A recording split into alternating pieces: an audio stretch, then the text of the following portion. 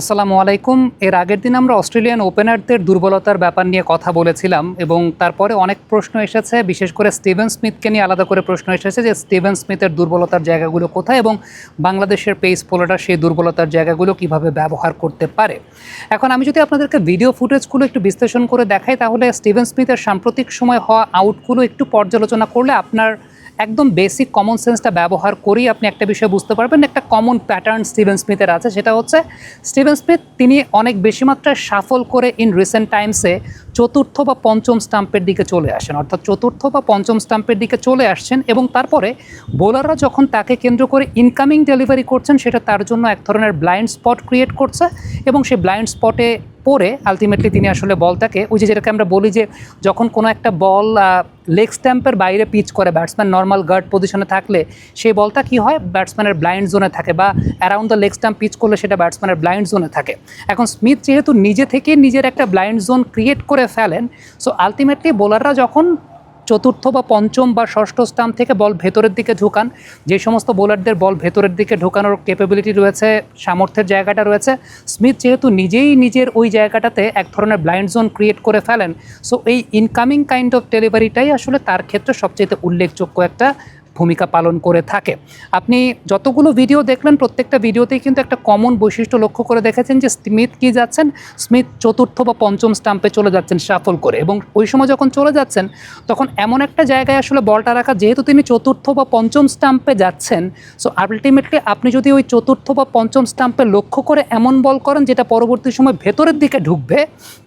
ভেতরের দিকে ঢুকে তার আসলে ওই যেটাকে আমরা বলছি যে তার যে সামনের যে পাটা আছে, কারণ তিনি যেরকম ওপেন স্টান্সে ব্যাটিং করতে দাঁড়ান, সেই ওপেন স্টান্সে কিন্তু তার ডান পাটা এই দিকে চলে আসে এবং বাম পাটা এখানে থাকে, সো সেটা তার এই সামনের পাতেই হিট করে, তবে অনেক বেশি মাত্রায় ওপেন থাকার কারণে। সো স্মিথের ক্ষেত্রে আপনি যদি জিজ্ঞেস করেন যে তাকে আসলে আপনি কীভাবে রিসিভ করবেন, তাকে রিসিভ করার খুব কমন প্যাটার্নের জায়গাটা হচ্ছে এইটাই, সেটা হচ্ছে তিনি যেহেতু চতুর্থ বা পঞ্চম স্টাম্পে চলে এসে নিজেই নিজের জন্য এক ধরনের একটা ব্লাইন্ড স্পট ক্রিয়েট করে ফেলেন, তার সেই ব্লাইন্ড স্পটটাকে ব্যবহার করা এবং ওই চতুর্থ বা পঞ্চম স্টাম্প থেকে ইনকামিং আপনি স্টিভেন স্মিথকে আউটগোয়িং বল করবেন, মানে আপনি সেই জায়গাটা ধরা খেয়েছেন। সো বাংলাদেশের দুজন পেস বোলার রয়েছেন, হাসান মাহমুদ রয়েছেন, তাসকিন আহমেদ রয়েছেন। তাসকিনের ব্যাপারে আমরা একটা খুব ভালো বিষয় জানি, সেটা হচ্ছে তাসকিন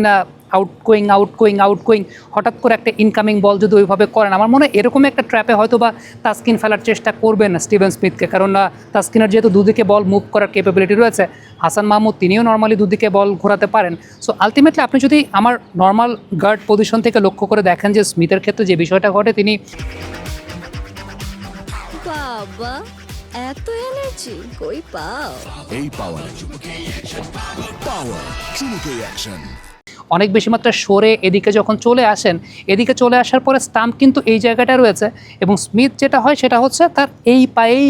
আলটিমেটলি বলটাকে হিট করানো হয়, এবং যখন ইনকামিং বলগুলো হয়, কারণ তিনি যখন এই পাশে সরে আসছেন, তার এই পাশে একটা ব্লাইন্ড জোন ক্রিয়েট হয়ে যায় এবং সেই ব্লাইন্ড জোনটার জন্য স্মিথ দেখা যায় যে ওইভাবে নেগোশিয়েট করতে পারে না। বিশেষ করে ডারউইনে যখন খেলা হবে, ডারউইনে কিন্তু খুব হাই স্কিডি পেসি উইকেটে আসলে খেলা হবে না, সেটা আমরা ধরে নিতে পারি। সো স্মিথের ক্ষেত্রে হ্যান্ড আই কোঅর্ডিনেশনে অনেক সময় তিনি যখন সাকসেসফুল হন, উইকেট যদি স্কিডি থাকে, হ্যান্ড আই কোঅর্ডিনেশন বেটার থাকলে এই বলগুলো ফ্লিকের ক্ষেত্রে তিনি পেয়ে যান বা প্রপার রিয়াকশন টাইমে পেয়ে যান, কিন্তু ডারউইনেও এরকম প্রপার রিয়াকশন টাইমে তিনি পাবেন না বলেই মনে হয়। সো আপনি যদি শুধুমাত্র আলাদা করে আমাকে স্টিভেন স্মিথের ব্যাপারে জিজ্ঞেস করেন, আমি বলবো যে তার এই জায়গাটা একটা অনেক বড় দুর্বলতার জায়গা আছে, যেটা বাংলাদেশের বোলাররা ইউজ করতে পারে। আবার কখনো কখনো স্টিভেন স্মিথ জায়গায় দাঁড়িয়েও খেলার চেষ্টা করেন, কিন্তু জায়গায় দাঁড়িয়ে খেললেও তার যে ট্রিগার মুভমেন্টটা থাকে,